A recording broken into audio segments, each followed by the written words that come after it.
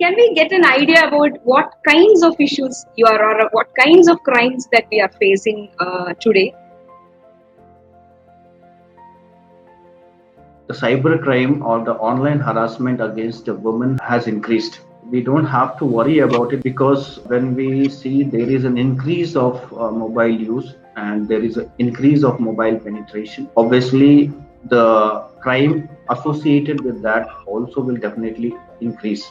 And in fact, when you were talking about the statistics, it's not only about the women. There are certain categories of crimes where the women are specifically targeted or harassed.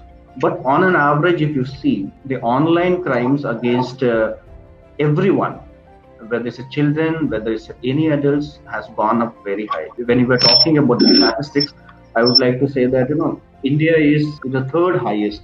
54 percentage of Indian teenagers, irrespective of male or female, they are harassed online. We are the third highest after China and Singapore. Another one alarming figure is the 21 percentage of Indian teenagers who actually commit suicide or go for a self harm. Somehow it is attributed to online harassment. When you talk about a crime specifically against women on an internet platform, any crime which is existing on a physical world, all those crimes have actually migrated from the physical to online. So name anything, whether it's an online harassment, whether it's cyberbullying, whether it's a blackmailing, whether it is a trolling, whether it is a stalking, whether it's a theft, whether it's a finance offenses, whether it's a privacy issues, like all those crimes which were existing in a real physical world, all those things have migrated. But there are certain specific crimes which are actually associated more specific to the women's, like cyber stalking. We all hear about the cyber stalking. Cyber stalking is something like somebody following you on a online world. Suppose if you go on a social networking platform or chat or email or your Twitter handle, anything. So there will be some person who will be actually continuously following you, who will be unnecessarily trying to harass or pass on some irritating comment, or he might threaten. I mean, it depends upon the level of harassment. Another category which comes is basically the cyberbullying, and it is somewhat similar, but it is not like a stalking. For a specific period of time, you are harassed on an online platform in the way of some obscene comments or threatening comments or somebody mocking image or creating some kind of a fake profile. Another one category is basically cyber defamation. Defamation is basically putting certain defamatory remarks about you and creating some kind of an embarrassment which leads to some kind of a depression or some kind of a mental torture. All these things are associated with these are few categories.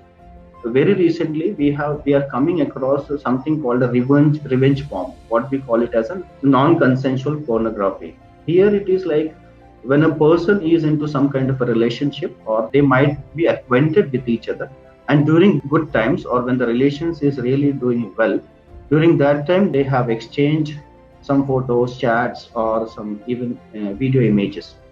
But when the relation gets strained, these images are actually used for harassing the other person. These are very specific to women. If we say that cyber stalking, cyberbullying, or even cyber defamation, mostly 71 percentage of the victims are from women's side, and the other side it is male. So these are the very common complaints or very common abuses which is happening against women. That's what I wanted to say.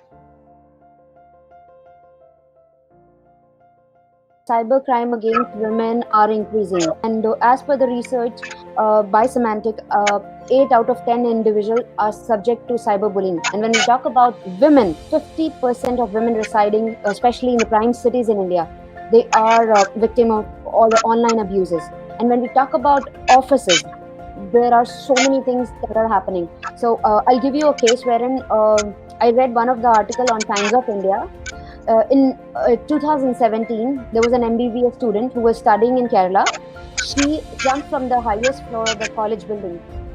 Now, the same happened with one of the offices as well in India. I don't want to take the name of the organization. Now, when such cases happen, if we dig down into that, most of the time it happens because of the peers. Either they have copied their pictures, which they've taken in the offices, and they've morphed them, or they're sending all those not so good messages to these females who don't want to or don't wish to talk to them. Similarly, I have seen cases wherein the seniors are actually asking for favors. All of these things are very common, and if a person refuses to do so, then all these cyber crimes like cyber stalking, cyber bullying, or talk about harassment through emails, phone numbers, and cyber defamation happens. So all these things have to be addressed, and there are a lot of ways wherein it can be addressed.